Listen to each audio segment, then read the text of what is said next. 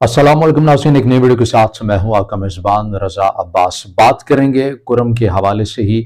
हमने देखा कि मुसलसल काफ़ी दिन हो चुके हैं, जैसे कि हम पहले भी कह चुके हैं कि अब तो मुतादिद दिन हो गए हैं, दिनों की गिनती भी अब शायद भूल जाए। जो हालात कुरम के अंदर रहे, लोअर कुरम और अपर कुरम का जो भी मामला रहा,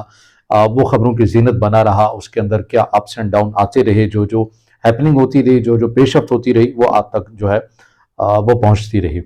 लेकिन इसके अंदर बड़ी एक अहम चीज़ हुई है, जो कि आप ये कह लें कि फ़िलहाल तो इसको सरकारी तौर के ऊपर ऑन तो नहीं किया जा रहा, लेकिन अंदरूनी खाना जो तहकीकाती इदारे हैं वो इस नतीजे के ऊपर पहुंचे तभी जो ऑपरेशन की ये लोग कह रहे हैं कि आखिर ऑपरेशन की नौबत क्यों पेश आई। तो उसकी वजह है जो कि आज के इस वीडियो में हम आपको बताएंगे कि आखिर वजह क्या थी कि सिक्योरिटी इदारों की जानिब से ये फैसला किया गया, या सूबाई हुकूमत की जानिब से ये फैसला किया गया कि वो इस जगह के ऊपर ऑपरेशन करेंगे और लोअर कुरम वाली साइड बगन और इससे मुल्हिका जो इलाके हैं वहाँ पर ऑपरेशन जो है वो किया जाएगा और किया जा रहा है अब तक की मालूमात के मुताबिक, जब तक हम ये वीडियो जो है वो बना रहे हैं।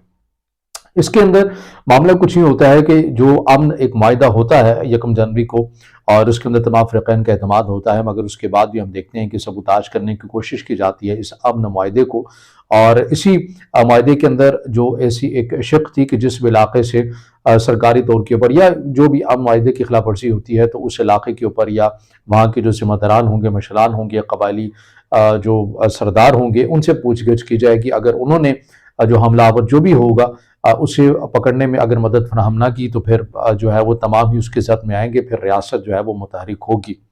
तो कुछ ऐसे ही मामला होता है बगन में।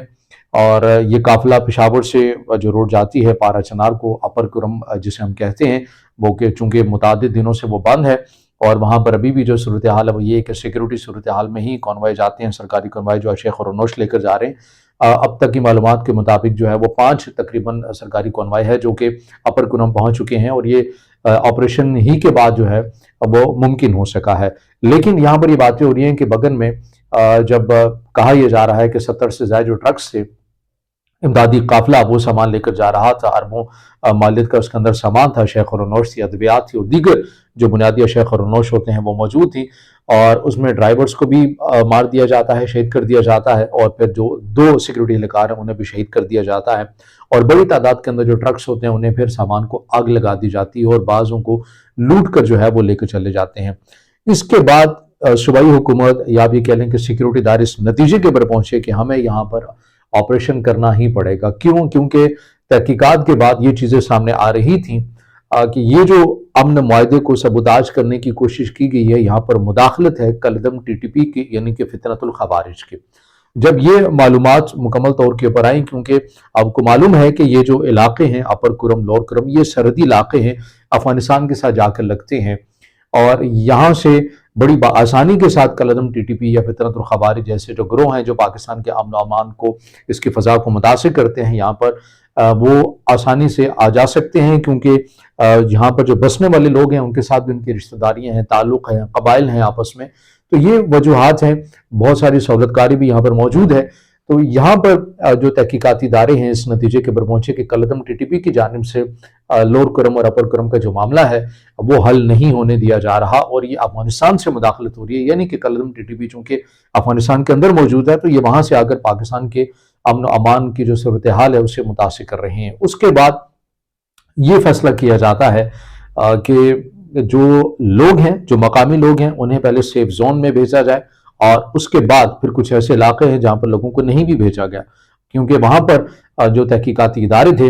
उनका ये मानना था कि यहाँ पर बड़ी तादाद के अंदर कलदम टीटीपी या फितरतुल खवारिज या उनके सहूलतकार जो हैं वो मौजूद हैं, चाहे वो मकामी आबादी ही की सूरत में हो। तो फिर वहाँ पर ऑपरेशन करने का फैसला किया गया, और ऑपरेशन किया जा रहा है। अब तक की मालूमात के मुताबिक, जब तक ये वीडियो हम बना रहे हैं, अब तक की मालूमात के मुताबिक वहाँ ऑपरेशन जारी सारी है। हेलीकॉप्टर गनशिप से वहाँ पर बड़े पैमाने के ऊपर तबाही भी हुई है, नुकसान भी हो रहा है। ऐसे अनासर का जो पाकिस्तान में अमन की जो फ़ज़ा है उसे बरकरार नहीं रखना चाहते, मुतासिर करना चाहते हैं, उनकी दहशतगर्दों का बड़ी हद तक जो है वो नुकसान हो रहा है। और यही वजह है कि 5 कन्वाय अब तक की मालूमात के मुताबिक जो है वो अपर कुरम में पहुंच चुके हैं, मगर इससे ज़्यादा सामान की ज़रूरत है। बड़ी तादाद के अंदर वहाँ पर आबादी मौजूद है, और साथ साथ ये भी इतलात आ रही हैं कि अब भी जो वहाँ की जो सेहत के हवाले से जो सूरत हाल है वो भी कुछ बेहतर नहीं है। बल्कि रिपोर्ट ये किया जा रहा है कि एक और बच्चा है वो अद्वियात की عدم دستیابی کے اوپر بھی جو ہے وہ جاں بحق ہوا ہے، اور وہاں کے موسم بدل چکا ہے، اور کہا یہ جا رہا ہے کہ شدید جو ہے وہ ٹھنڈ بھی پڑ چکی ہے، مشکلات بھی ہیں۔ تو ایسے میں مزید امداد کی بھی ضرورت ہے، مزید سامان کی بھی ضرورت ہے، لیکن ساتھ ساتھ آپریشن بھی جاری ہے، کیونکہ تحقیقاتی ادارے اس نتیجے کے اوپر پہنچے کہ یہاں پر کالعدم ٹی ٹی پی فطرت الخوارج کے جو لوگ ہیں وہ موجود ہیں، اور وہی تمام صورتحال کو خراب کر رہے ہیں۔ یہاں پر ایک اور سوال بھی پیدا ہوتا ہے جو کہ لوگ پوچھ رہے ہیں سوشل میڈیا کے اوپر، باتیں کی جا رہی ہیں کہ آخر جب بہت بڑی تعداد تھی جو پہلے دن ہی سے کہہ رہی تھی کہ یہاں پر جو اپر کرم اور لوور کرم کی جو صورتحال ہے، یہاں پر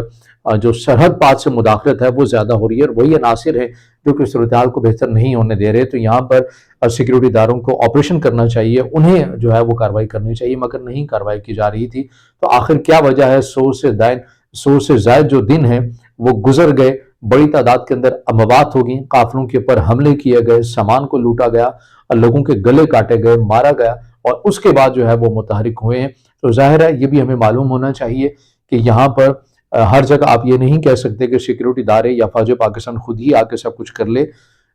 صوبائی حکومت 18ویں ترمیم کے بعد بہت با اختیار ہے، جب تک وہ خود کال نہیں کریں گے تو ادارے جو ہیں وہ اس طرح سے انوالومنٹ اپنی نہیں دکھاتے۔ ابھی بھی صوبائی حکومت ہی کی ایما کے اوپر یہ آپریشن کیا جا رہا ہے، انہوں نے اجازت دی ہے تو ہی آپریشن جو ہے وہ کیا جا رہا ہے۔ اگر صوبائی حکومت اس معاملے کو سنجیدگی سے پہلے دن سے لیتی اور اپنی جو داخلی جو سیاست ہے، اپنی جو پارٹی کی جو سیاست ہے، اس سے علیحدہ ہو کر، اس سے مابرہ ہو کر اگر لوگوں کا سوچتی، بالخصوص ان لوگوں کا جنہوں نے انہیں مینڈیٹ دیا ہے، تو پھر جو صورتحال ہے وہ یہاں تک نہ پہنچتی، اور ریاست کے اداروں کو اگر اسی دن ہی بلا لیا جاتا اور ریاست متحرک ہوتی۔ اور اس سے ہمیں یہ بھی صورتحال پیغام ملتا ہے کہ اگر ریاست متحرک ہو جائے اور ریاست ایک اصولی فیصلہ کر لے کسی بات کے اوپر، تو پھر فطرت الخوارج، کالعدم ٹی ٹی پی ایسے جو دیگر جو عناصر ہیں